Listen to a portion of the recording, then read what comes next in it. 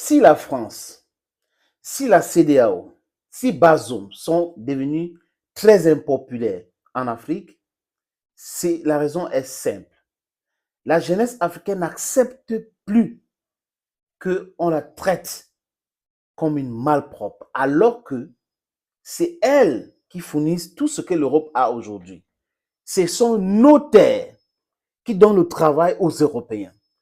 Et ce sont des Européens qui malmènent les nôtres, qui nous traitent, qui nous laissent mourir dans l'océan Méditerranée. On meurt là-bas tous les jours. Pourquoi? Parce qu'on va aller chercher une vie meilleure en Europe ou en France.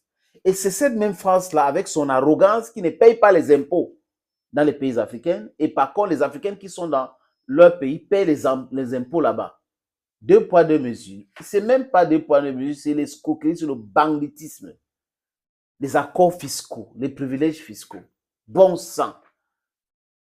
Ils exploitent notre sous-sol. Ils polluent nos économies. Ils détruisent tout à la limite et ils nous imposent des vassaux. Voilà ça. Et la France commet pas d'une erreur à une autre. Macron, qui traite les gens de délinquants, c'est lui, franchement, pour ma part, qui doit être un vrai délinquant. Oui, pour moi, c'est un vrai délinquant, Emmanuel Macron. Un gars téléguidé par comment on appelle la bourse de Paris, CAC 40. Macron est téléguidé par ces gens-là. Oui, les amis. Et les gens se posent la question, pourquoi est-ce que Bazoum est devenu si impopulaire au Niger? Comment est-ce que la France est devenue impopulaire en Afrique? Comment est-ce que la CEDEAO est devenue impopulaire? Parce que cette CEDEAO est truffée des délinquants économiques, des délinquants politiques. Cette CEDEAO ne s'intéresse pas au peuple, à la jeunesse qui souffre, qui meurt tous les jours. En Tunisie, ça ne les regarde pas. Les Ouattara se disent, oh que non, ça, bon, ils sont en train de partir, c'est mieux pour eux. Ils vont partir, nous allons rester gérer notre continent et vendre tout ce que nous voulons et ils vont venir rembourser même dans 100 ans. Are you serious? Do you want us to take it for serious? No single African will accept this nonsense. So it's very normal that CEDEAO is condemned by African youths. It's but normal that France is being condemned by African youths. It's but normal that Bazoum, people don't love him. Bazoum is supporting coup d'etats in other countries.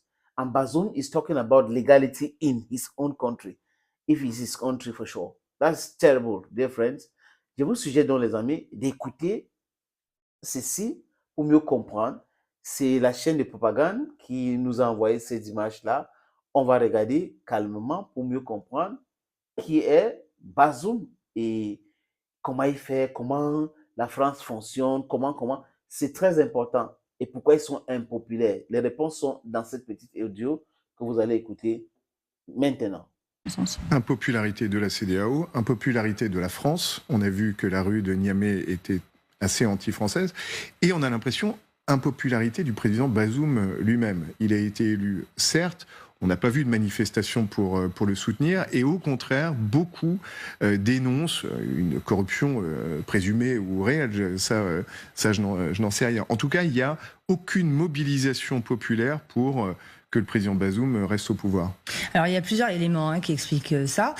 Tout d'abord, la ville de Niamey, qui est quand même le centre de tout ce qui se passe aujourd'hui, n'a jamais été aux mains du parti au pouvoir et est plutôt considéré comme hostile au système du PNDS. Je pense que c'est extrêmement important de dissocier l'image de Bazoum lui-même et l'image du parti auquel il appartient, l'image de son prédécesseur, le président Mahamadou Issoufou, qui est accusé par l'opinion publique d'avoir mis en place un système très népotiste qu'il aurait imposé au président Bazoum.